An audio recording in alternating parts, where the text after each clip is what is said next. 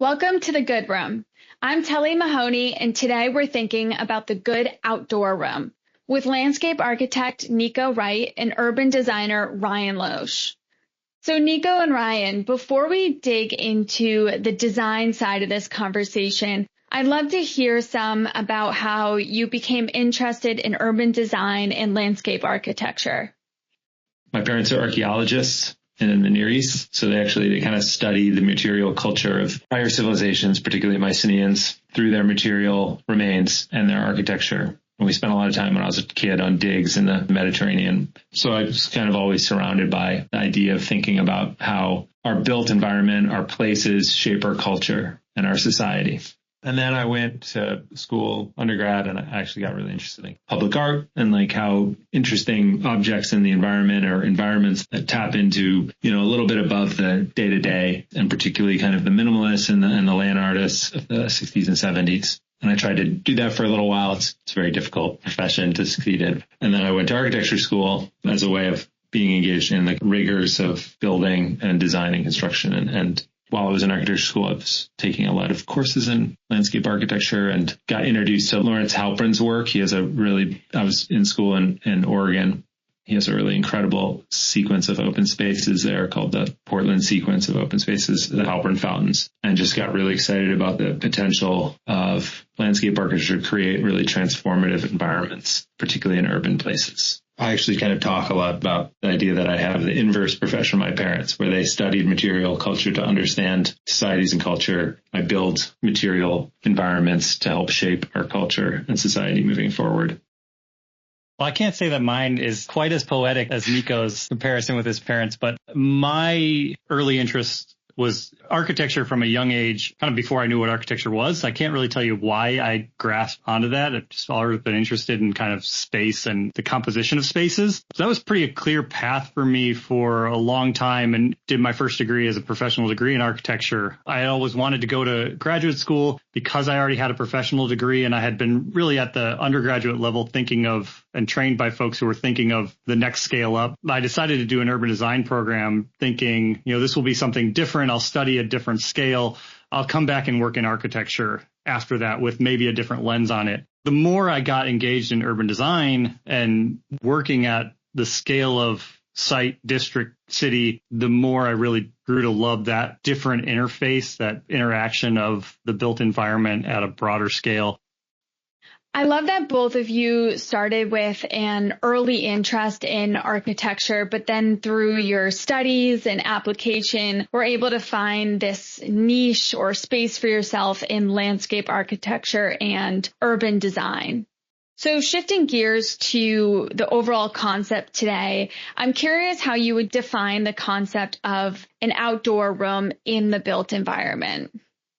Yeah, the idea of an outdoor room is a classic idea in landscape architecture and open space design. Is a way of conceptualizing how to break down exterior spaces into definable and legible environments, both from a kind of methodological standpoint in terms of design of being like, okay, we're going to make this area this kind of experience and that area this kind of experience and give them identities, but also in the literally physical design of how to create boundary and edge condition and enclosure and intimacy. And I think you have to have a really creative approach and broad way of thinking about what the idea of a room is. And we just talk about, okay, conceptualize the most basic dining room or room. There's a floor and there's four walls and a ceiling and an entry. But you start going off of that in interiors, and a room can be all kinds of things. Like an atrium is a room, a concert hall is a room. These have wildly different shapes and forms and characteristics. So the same in an exterior environment, right? A room, the most simple version of maybe an outdoor room could be like a fenced yard. I mean, that is a room. There's no ceiling, but the sky is a ceiling. You have a fence. You have defined it. You have an entry point into it. But you can have many more complex outdoor rooms, like a park itself kind of have a definition of a room. Maybe there's like a windbreak or a cliff on one side, or the beach as a boundary and edge condition. And so just having a sensitivity to all the different kinds of edge conditions and boundaries that exist in the outdoor space and how they're used. And sometimes they're as small as a 6-inch curb. That is a defining boundary between somewhere you can be safe as a pedestrian and a vehicular area that's not safe for pedestrian. And that can be a defining room. And so then starting to think about and consider all those edge conditions and what are the materials and elements and designs that go into creating senses of security, senses of comfort, senses of belonging for people as they are inhabiting outdoor spaces. Building off of your point about sense of enclosure, I think in creating a good room is helping people identify that space, for one, a feeling that is defined in some way. But then it's got a whole series of components beyond that make it a good room, one that you actually want to be in. It's got things that make it comfortable, right? Like shade, a variety of treatments of materials, softscape, hardscape, different ways to inhabit the space so that there can be something that's maybe more formal or informal depending on what the space is. And there's use. There's a reason for me to be there. And that use can vary widely. It can be a very defined program. Can be recreational, it can be, more passive, but there are things that make me want to be in that space.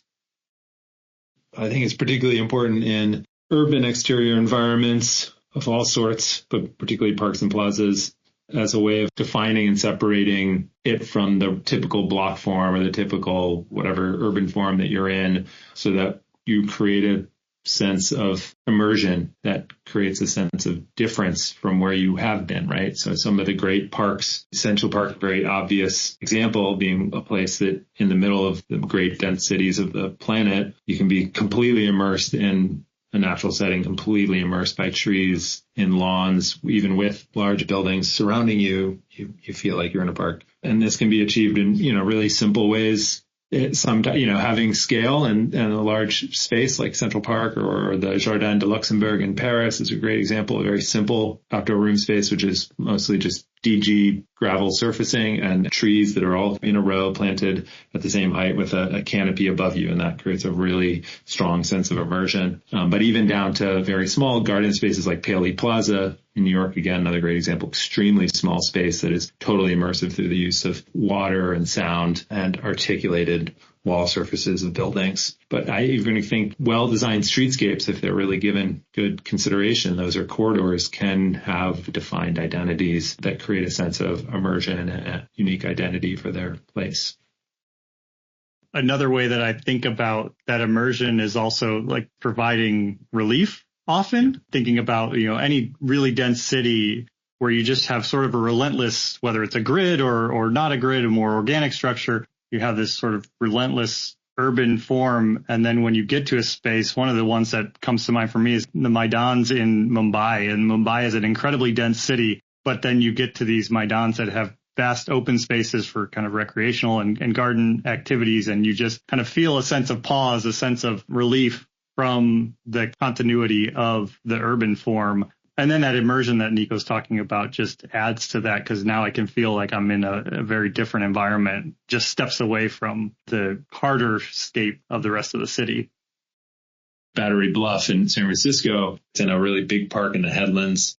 And that's just a really interesting project in the way it defines itself. It's capped over a highway. It's bounded by a cemetery and a bluff that looks out over the beach and the Golden Gate. But it actually has this edge boundary of eucalyptus trees that were thinned out in a strategic way. And this is a really great park because it creates a sense of enclosure and was otherwise like a really expansive environment. And that creates a really interesting place because there's these kind of windows between those grove of trees that create framed views that really choreograph one's experience and give a real sense of place there that is different than other parts. And actually, the other park that's nearby was entirely constructed with very little existing conditions around it on a cap over the highway. And so that one actually is just kind of like continuously expansive views where you're just like, you're seeing the Golden Gate Bridge like all the time. You're seeing Alcatraz all the time. And it's a much more difficult place to create a sense of like enclosure and choreography and experience as you move through it.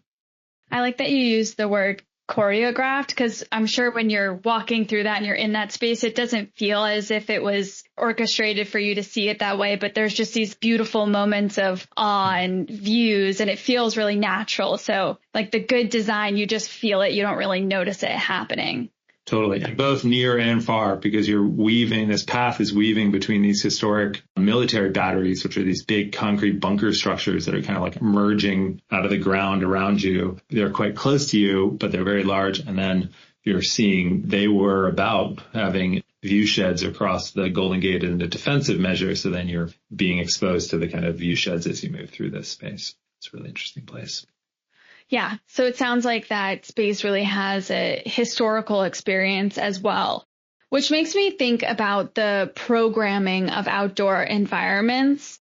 And I'm curious if you need to strike a balance between offering a suggestion or some guidance on how people could use that space, but also not pigeonholing people into a single or prescribed way of using that space.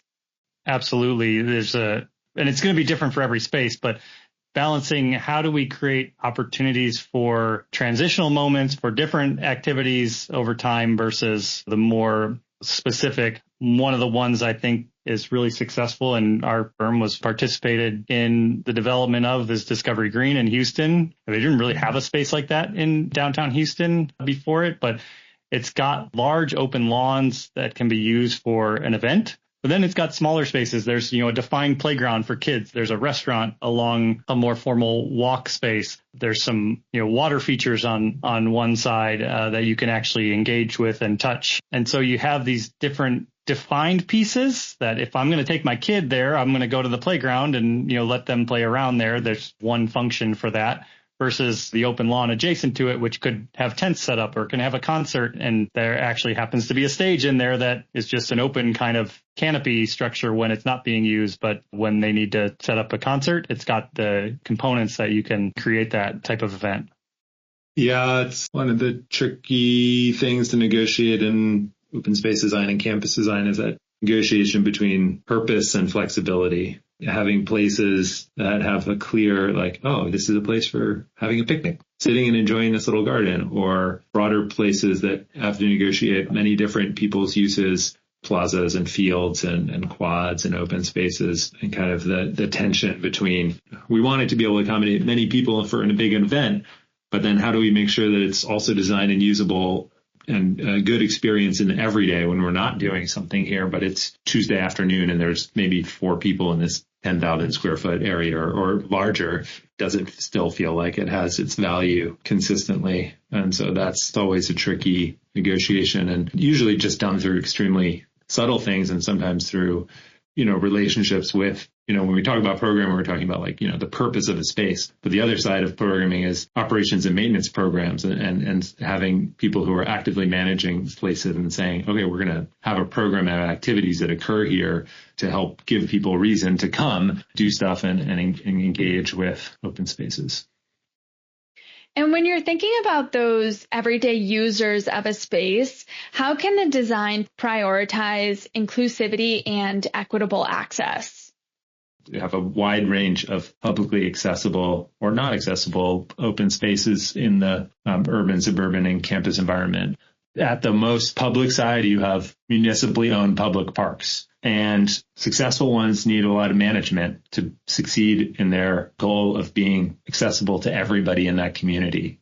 And we have a real challenge with negotiating the many different types of people in that community, the strata of people in the community. There's kind of always an ongoing issue of homelessness and occupancy of public spaces and the kind of rules that we set into that and into these spaces. But when we try to resist different uses and create exclusive public environments, I think we erode the quality of those public environments significantly, because as soon as you start excluding anybody or any activities from those spaces, you're reducing its use. And I think we always see this, most high value public spaces are the ones that are used the most. I think here in San Francisco of Dolores Park, which is a kind of hilarious, wonderful example on any given Saturday or Sunday if it's nice out. The entire park is just packed with people doing all kinds of different things, playing games, hanging out, maybe doing some things that are a little bit on the edge of like normal urban behavior, but there's so many people and there's so much activity. They're all getting along in tandem and in concert with each other. And that's creating civic identity, civic culture, and society in it.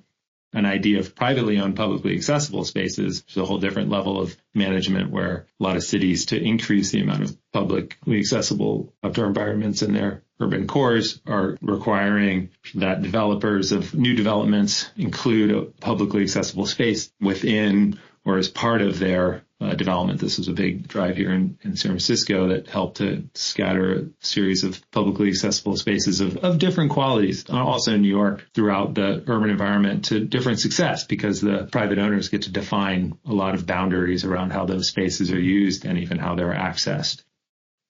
In those privately owned public spaces, I think we started by talking a lot about boundaries and enclosure. How you make that becomes really critical, I think, in the welcoming and sense of inclusivity.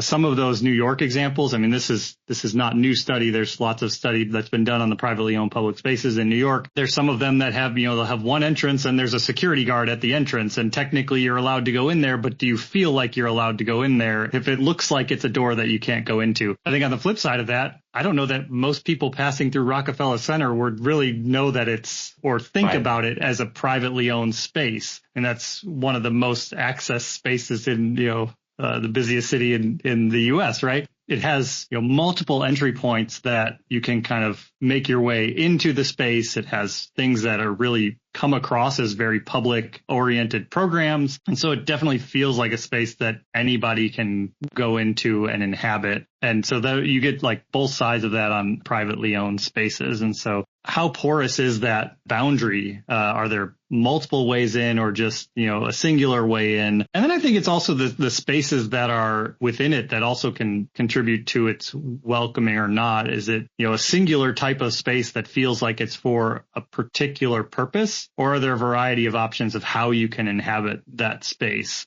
If there's formal central lawn space or plaza space, but then there are sort of secondary spaces along the edges, that can often give you different ways that you interact with the space and makes it feel like I could get there and just sit and observe, or I can be part of an activity that might be happening, within a central major space.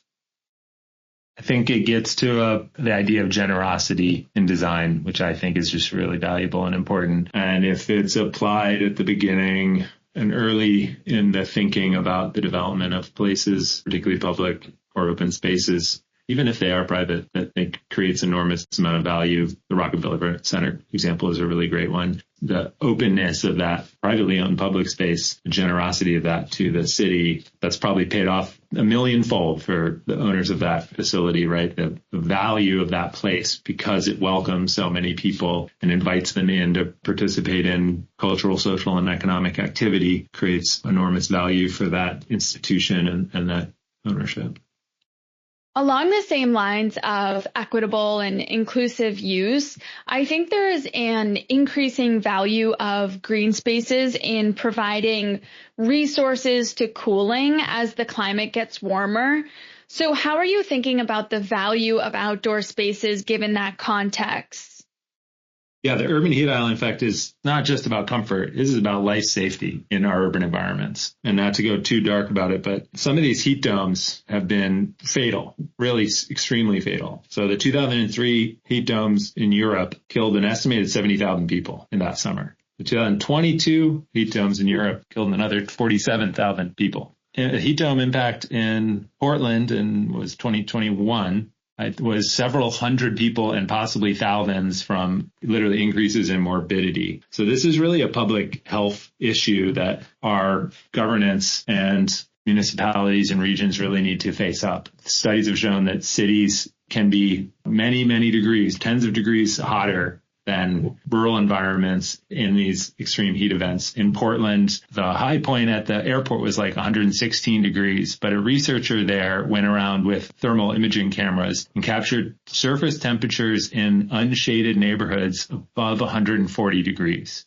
These are extremely dangerous temperatures for anybody, but especially anybody elderly, anybody who's vulnerable, who doesn't have access to a safe, air-conditioned environment. And the reality is also these events, if they last for more than a couple of days, can basically shut down cities. I mean, you can't go outside. You can't go to the grocery store. You can't walk there. There's been some data that shows that people who aren't adapted to high heat are extra vulnerable. So if you live in a place and you're just not used to it, you're going to be extra vulnerable. But the impact of trees are the best thing we have for reducing heat island. They, one, shade. Two, they bring up water and evapotranspirate, so they're actually cooling the air around them. They're usually in environments and surfaces like soils with planting that has a lower heat index than obviously asphalt or any kind of hard surface. So they're doing a lot to reduce heat. But we really need to respect them, and we need to build for their success if we want to get the benefits from these incredible living resources in our environment. They're living in things, they have living needs. There's mostly soil and water. Soil is really the most important thing. For decades here in urban environments, we have been treating trees like weeds. They're not weeds. They need a lot of life support and life support giving things. And we stick them in little 2 foot by 2 foot holes in pavement with compacted aggregate all around them. And then we wonder why they die after 10 years or shorter, and why they're strimpy and they have small canopies. Well, they don't have anything to live in. There's some really great technology out there. It's pretty simple for elevating and creating soil volumes, even around paving. But that's a technical solution. If we just plan for it better and plan for a little more space, we can have much more healthy urban environments. And this is just going to become an increasingly important issue for not just the Sun Belt cities like Phoenix and Houston and large parts of Texas, but even places like the Northwest, like Portland and Seattle, where we're seeing these unique climatic events creating high heat events that are really dangerous and causing a lot of economic impact. I think you alluded to this, Nico, but just to be explicit, I think within any given city, there's an equity issue, neighborhood to neighborhood, of how we are protecting people from extreme events. You can map redlined areas of cities and see that there's no or much more limited tree canopy compared to other areas of the city. There's less park open spaces. We're talking about the outdoor room. Do they even have an outdoor room to go to? Do they have a place to be in the shade when they're outside? And then, this connectivity of spaces doesn't have to be a formal room or anything, but how are we treating the streets, as Nico's saying, with the tree canopy, so that I can get from one space to another in a comfortable environment without having to find air conditioning or question whether I even have access to it.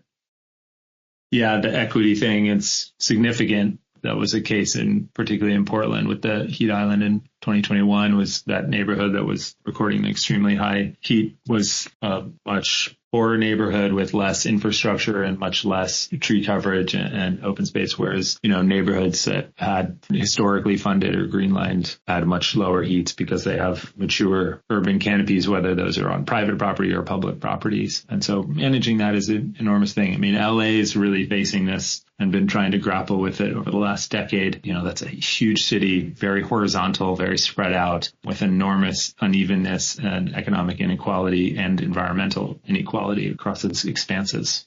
A real problem for the future that needs a lot more focus and effort from the governance standpoint, from the industry standpoint, and it comes down to site level design, right? We need to make really good choices just on any individual site, because that can actually contribute to the overall success of districts and neighborhoods. Well, I know that we're kind of nearing end of our time here together, so I wanted to ask a question kind of future looking, and I know we've been thinking about that towards the end here, but are there any new trends or philosophies that are emerging that excite you about the future of landscape and urban design?